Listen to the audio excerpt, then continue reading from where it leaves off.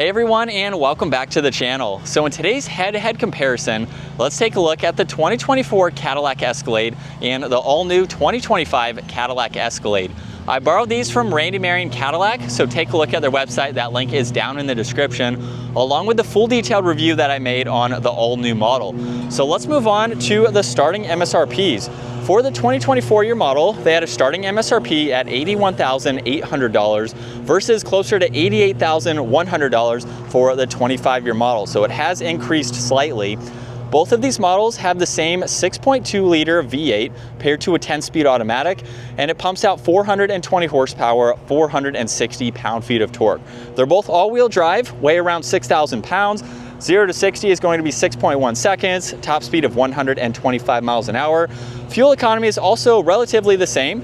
They both have a 24-gallon fuel tank. You'll expect to see 14 miles per gallon in the city, 18 out on the highway, and all of the dimensions are going to be the same in terms of length, wheelbase, height, and width. So the biggest difference is, you'll notice up front, we'll start off, where they both have a very large Cadillac badge along with a camera in the lower section.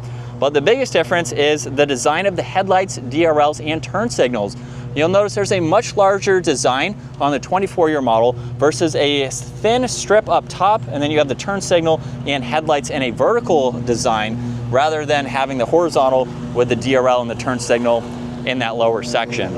You'll notice too that this model has the sensor for distance pacing and super cruise, whereas it is not visible on this model here, and you'll notice the lower section of the bumper is also different.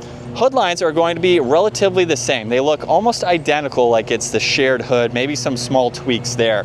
But we definitely have more of a revised front end, and you'll notice there's a big difference between gloss black and the chrome accents, so that just depends on the model and the accents that you go with. Now for the wheels, that will vary depending on the trim level that you go with. For the 25-year model, you can opt this with 24-inch wheels now, which would be the largest wheel offered for the Escalade. Both have a really nice design for the fender arches there. You'll notice the Cadillac logo on the side of the 25-year model, and both of the mirrors are probably shared. They look the exact same with that two-tone design. Now this 2025 has a sunroof up top along with the roof racks. This model has roof racks but no sunroof, so interesting to see that. And you'll notice too, the fixed running boards for the 24-year model, there's a trim accent in the lower section, which looks to be the exact same, just a different color, along with the lines in the doors, and the door handles are also going to be the same too. This one has a two-tone design versus being solid on the 25. Now this also has side steps, but they fold up, and they are nice and out of the way. It also has soft closing doors, which is nice to see. Now as we work our way to the back, you'll notice that for the 24-year model, this has a nice design for the taillights, and you can also open up the rear glass. So this is not new from Cadillac, but you can use that instead of the liftgate, where you can also push on the Cadillac badge itself to gain access into the back. So you have quite a lot of space with that third row up. You get a little bit of storage down below, and then you have automatic third row. You can push on these to fold down the second row, but you do have to go back and fold them up. So you have a lot of space in the back. That is really going to be unchanged. It's really just the trim accents for the bumper as well as the lights there that are going to vary. So as we work our way to the new model, looks nearly identical. We do have a different design for those taillights, and then some of the trim accents are separated, but everything else is going to be the same. You have the release for the rear glass here, and then you also have the same control. Now the 24-year model is the ESV, so it will have a little bit more space behind that third row, which you can get for the 25-year model as well, so it's nice to show the differences. And so you still get storage underneath, and then the same identical controls for that third row. Now let's work our way to the interiors, where for the previous model, it has a really nice door panel that will vary, of course, depending on the trim level that you go with. And then we have the same way to enter the third row, so just by flipping up that seat. And then once in back, you have storage, you have a cup holder there. I have plenty of space for my feet and 2 inches or so of headroom, so I can sit back here comfortably. You also have plenty of space in between the captain's chairs if you don't want to flip up the seat, so you can do that if you need to. And then these seats can be moved, so just depending on the leg room that you need. Now you'll notice there's a grab handle for your passengers. You get a storage pocket, you get heated seats, your climate adjustments, you get cup holders, and then auxiliaries, and even armrests as well. And then there's vents up top. The new model is going to be roughly the same. So we have the same door handle there, and then a much different interior. And then this seat is going to fold the exact same way, where it is going to be very identical. You get the same storage, you have some auxiliaries, and it's really no different in terms of sitting in the back, at least at my height too.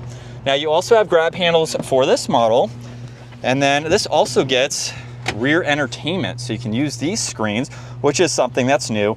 Everything else is identical. Getting heated seats, the cup holder, storage underneath, and then even armrests too. However, this model has a sunroof. We'll move on to the 2024 now for up front, where this does get heated seats. You have lock and unlock, power folding side mirrors, window controls, memory seating adjustments, and storage down below. And then with this model, you do get power operating front seats. Engine start button is on the right. Where this has paddle shifters, you do have cruise control settings with distance pacing, so that sensor is very well hidden up front. You have Bluetooth and voice commands, and then volume and tuning, and then you have some adjustments where you can go through the gauge cluster here. So you can go through your audio adjustments for your music there, and that's pretty much it. So you don't have too much more that you can go through. Now on this left side, you have the e-brake, you have the four-wheel drive selectors along with an off-road setting, and then you do have a few different driving modes. So those are going to appear in the gauge cluster, and then you can also see it on the infotainment system there.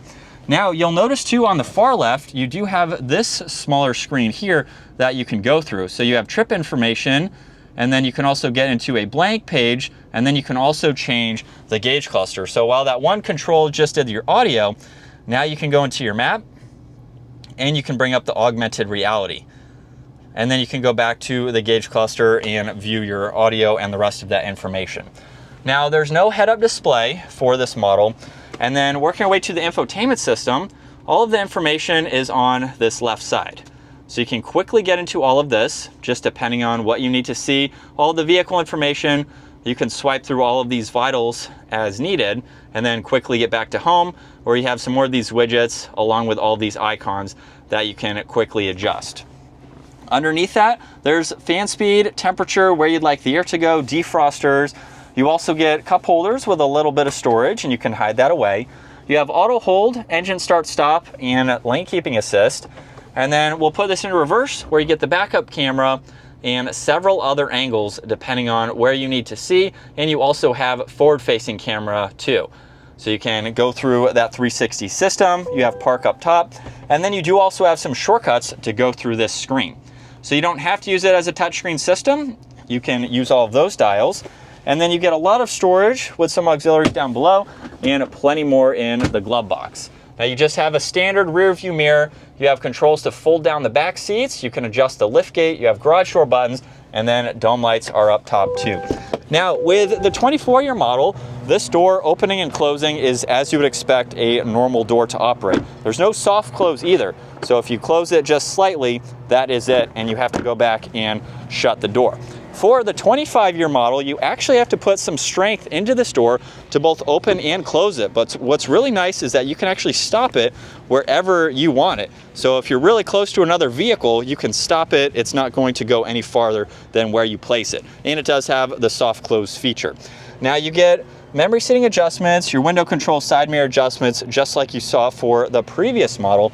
However, we have a lot more controls that are not on the door panel like you saw on the last model. Now I'm going to go through this one fairly quickly since I just did the full review, so you can see all of that in greater details.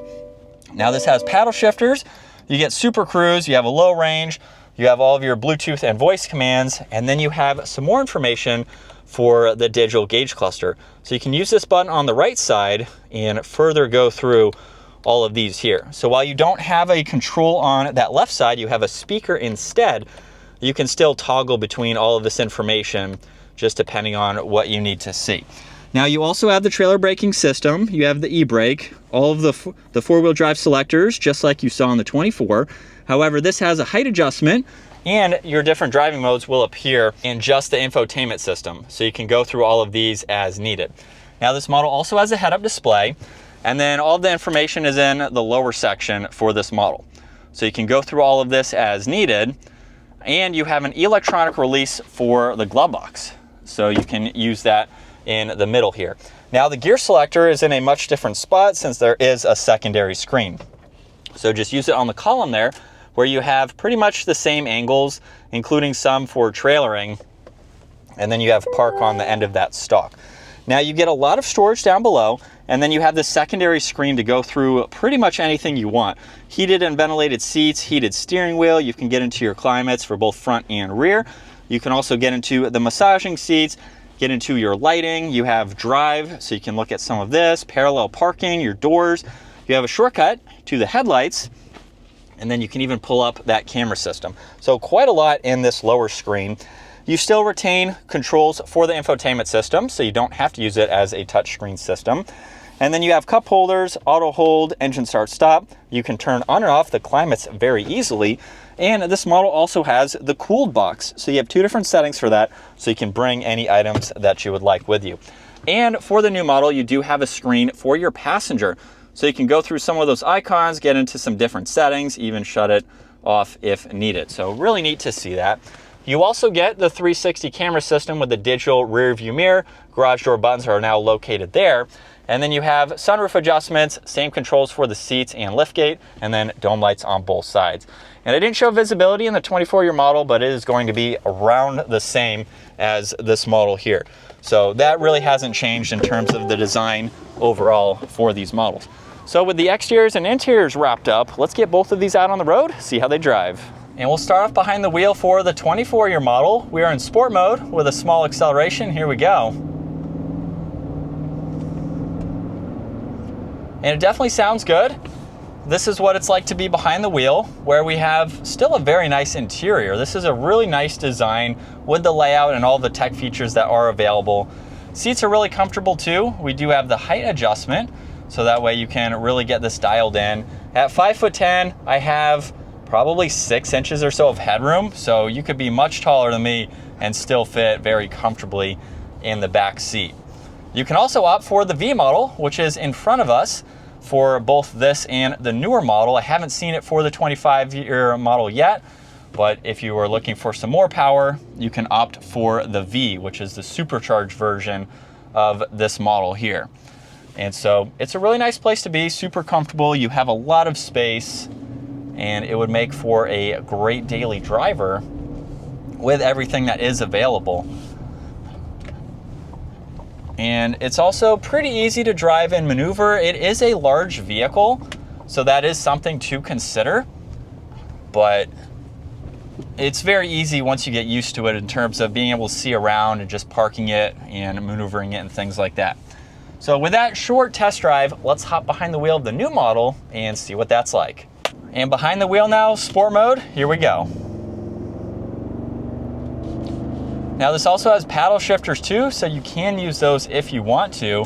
And as you can tell, we have a much different outlook. Now with this model too, with some of the things that I mentioned in the previous model, like parking, we have the parallel parking feature to help aid you with that. Still going to be a large vehicle, but at least you have some tech features like that. We also have some different ergonomics for the door handle releases and a lot different of an interior and update. Now with the seating position in this, I have maybe a few inches or so. I believe that other seat was all the way down. So you still have a lot of adjustments for this model depending on how tall you are to make it nice and comfortable. So it is going to ride and drive very similar. We do have the adaptive suspension, which is going to be much more comfortable in terms of the ride. You have the height adjustments too, if you need a little bit more ground clearance for whatever the situation is. So that is something, I'm not sure if that was an option on the 24 or not, but that is definitely going to provide you with a nice ride. It's also going to help with towing too. So you have the leveling system in the rear just to help with the vehicle in general for towing conditions and things like that. You're going to have a lot of space. You get the cooled box now so that we can bring some food with you, which is cool to see, and the rear entertainment for your kids or whoever is in the back, and a 360 camera system there just for some more tech features. So it's going to be about $8,000 more roughly based on the starting MSRP that I mentioned earlier. So let me know if you think it's worth it to go with the newer model here with a lot of nice creature comforts and materials. So back from our test drive now with both of these Cadillac Escalades. Obviously they are going to drive about the same, having the same power plant. The suspension though is going to be a little bit better in the 25-year model, since this particular one has the adaptive suspension. So it will be a little bit more comfortable, but in terms of everything else, it's really just the technology features and a refresh for the exterior styling and design. So comment down below, is it worth going with the all-new Cadillac Escalade? I think it definitely has a much nicer interior. I like the layout of the technology, but you can still get a really nice used model with the 24 too. So comment down below, which model would you take and why? Let me know your thoughts. If you enjoyed today's video, give it a huge thumbs up and consider smashing that subscribe button so you can stay up to date with our daily uploads. I will see you all in the next video.